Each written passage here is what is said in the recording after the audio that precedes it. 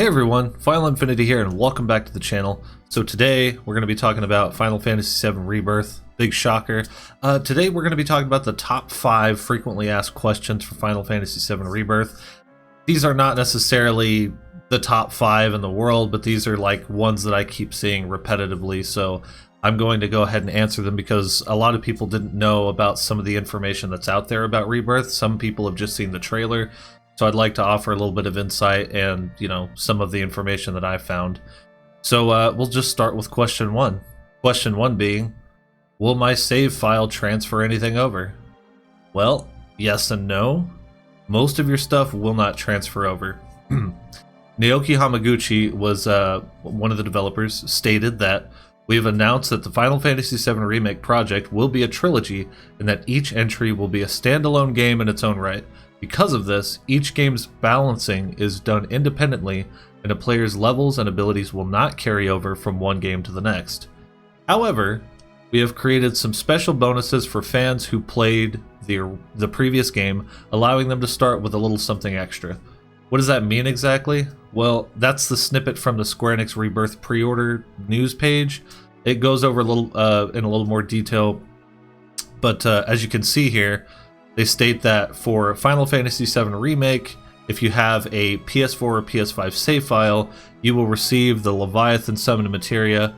This materia was of course available if you defeated Leviathan in Chadley's Combat Simulator in Remake. Additionally, you will receive the Ramuh summoned materia simply for having a Remake episode intermission save file, which is the Yuffie DLC. And it was exclusive to PS5 and PC. So, yeah, I mean, you'll need a PS5 to play Rebirth, but if you at least buy the Yuffie DLC and make a save file for it, you'll get that Ramuh summoned materia as well. And I'm just assuming it's any save data at all. I don't think you have to have cleared the Yuffie DLC, because I know some people didn't. They just weren't really into it, whatever. I know it sucks that, like me, you probably put like several hundreds of hours into your main save of Remake, and you were hoping to carry over some of those weapons, limit breaks, materia, all that good stuff. But it's just not going to happen. But hey, at least you get something. You get Ramuh and Leviathan, so that's pretty cool. Question 2. How far are we going in Rebirth? Where does the game end? Well, I'm going to give you a non-spoiler answer first, and then a somewhat spoiler answer with a spoiler warning for those players who have never played the original Final Fantasy VII and don't wish to know what's going to happen next in this next installment, although technically we really don't know. I feel like most of the population on Earth, even those who have never played Final Fantasy VII, kind of know what's supposed to happen, to a certain character. But yeah, so anyway, PlayStation Blog asked, Final Fantasy VII Remake showed the story up until the escape from Midgar, but what point does Final Fantasy VII Rebirth take us up to? Tetsuya Nomura responded with, we have mentioned this a few times before, but the order in which you can explore the locations is not the same as the original Final Fantasy VII, and there are some shifts in the order. For example, Wutai, one of the major locations, is not part of the route in Final Fantasy VII Rebirth and will be visited in the next game. Although there are some changes in the order of the locations depicted in this title extend up to the Forgotten Capital, where the greatest fate of Final Fantasy VII awaits you. Non-spoiler, it's a place called City of the Ancients, or the Forgotten Capital, the Forgotten City, there's a couple names for it, but that's where the game is supposed to come to a close, or it's leading towards it. Not necessarily saying it's going to end right then and there, but that's like towards the end of the game, right? That's where everything is leading into the game. Okay, spoiler warning. Spoilers, it's there, it's big, it's red, it's flashing, whatever. I don't know what I'm going to do with it, but there'll be something that says spoilers on the screen. If you're still listening beyond this point, you will be spoiled. Possibly. It's seemingly going to end where Aerith dies. Or maybe she doesn't die. The iconic scene where Sephiroth drops down and stabs her from above, ending her life. So that's supposed to be what they're saying, like as to where it ends. But we don't know, because this is the unknown journey, so we don't know if she's going to die, live, what's going to happen. And that's kind of the exciting thing. Next question. Question 3. Will Vincent, Sid, or Zack be playable in this game? Now that's a great question. After all, we didn't see any gameplay for Vincent or Zack, and Sid didn't even make an appearance. Zack is still unknown as far as getting to play as him, but I think it's a safe bet that we will. He's too integral to the plot of this unknown journey that Remake has set us on to not play as him at some point in the game. But I would be shocked if we don't get to play as Zack in some form and fashion. Now Vincent, he made an appearance, but there was no gameplay in this trailer. Sid was nowhere to be found, but my guess is that he's being saved for a future trailer, maybe Tokyo Game Show, or most likely the Game Awards in December, because that'll be like 2 months out from the game releasing. So that seems more like when we'll see him. However, in the PlayStation blog interview, Tetsuya Nomura had this to say: "The original party members are all present in Final Fantasy VII Rebirth. In the previous title, Final Fantasy VII Remake, Red 13 became an accompanying member in the second half of the game, but he will be an official playable party member from Final Fantasy VII Rebirth. Similarly, there are characters who are accompanying members in Final Fantasy VII Rebirth that will become official party members in the next title." What this seemingly translates to is that Vincent and Sid will join the party, but much like Red 13 towards the end of Remake, they may both just be guest characters that'll be fighting in the background, but will not be controllable in any way.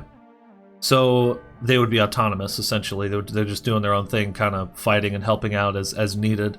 The reason why I believe this makes sense is primarily because it gives people more incentive to buy Part 3 of the Remake trilogy if it comes with the final 2 party members. If you think about it, so does Rebirth, right? Rebirth comes with essentially 2 new characters. A lot of people perhaps had no interest in playing the Yuffie DLC, or maybe they just didn't get a chance to because they got their PS5 super late, or whatever the case may be. Maybe they just skipped it altogether.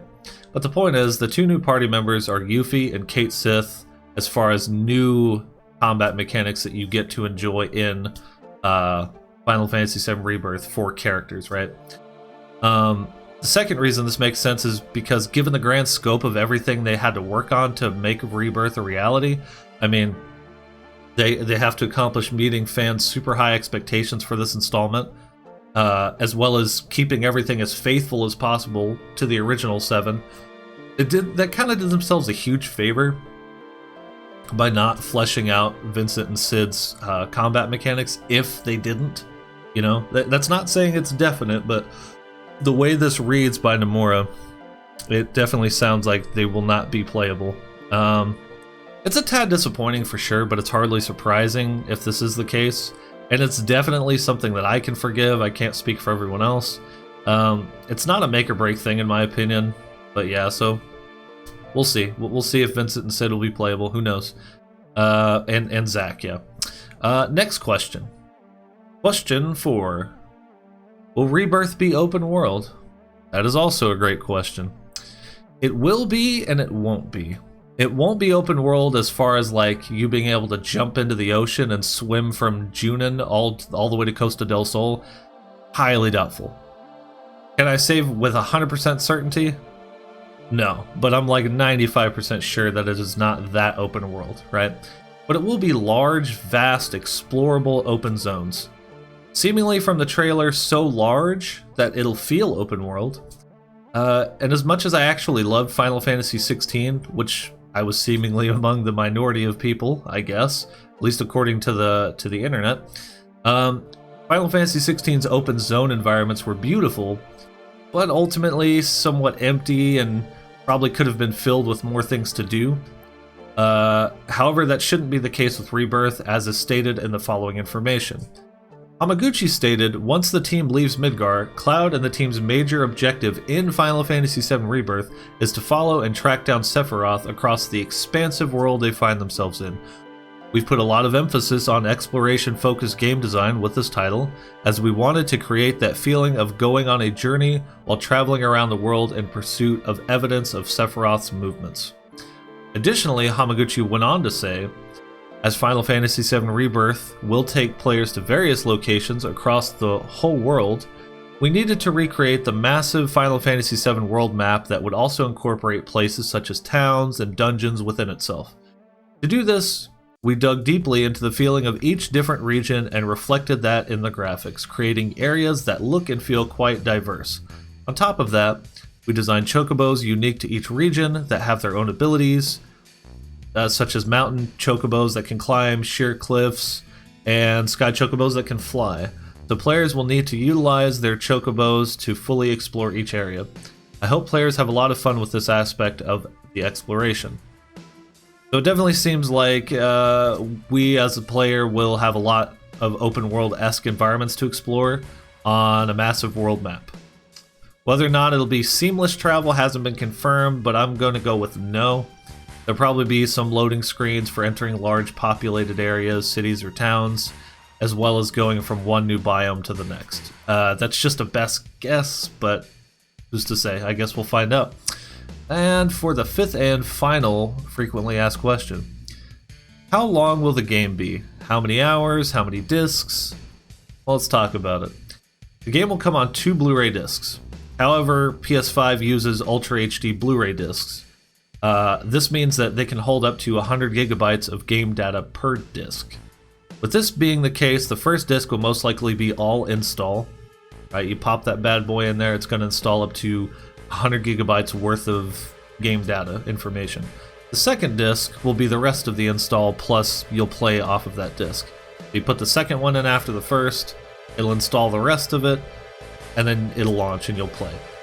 Final Fantasy VII Rebirth could be anywhere from 101 gigabytes all the way up to 200. You know, it's hard to say, but that's pretty crazy, right? So you better clear some space for this bad boy. As far as length of the game, well, Hamaguchi had an answer for this as well. Hamaguchi said, while the mainline story is bigger and more ambitious than the previous game's narrative, Final Fantasy VII Rebirth also embraces the concept of free exploration, with compelling stories, fun minigames, powerful monsters, and so much more to find throughout the world map. We hope you will explore this world in great detail as nearly 100 hours of adventure awaits. So there you go. 200 gigabytes possibly of game data and over 100 hours of playable content. You know, that's not saying that the main story will be 100 hours. I believe he just means all of the content included in Rebirth will probably take up to 100 hours at a casual pace, right? This includes minigames, explorations, challenges, main story, etc. Now, if you play these games like I do, you can probably tack on an extra 20 to 30 hours for literally just staring at the environment going, ooh, ah. So, there's that.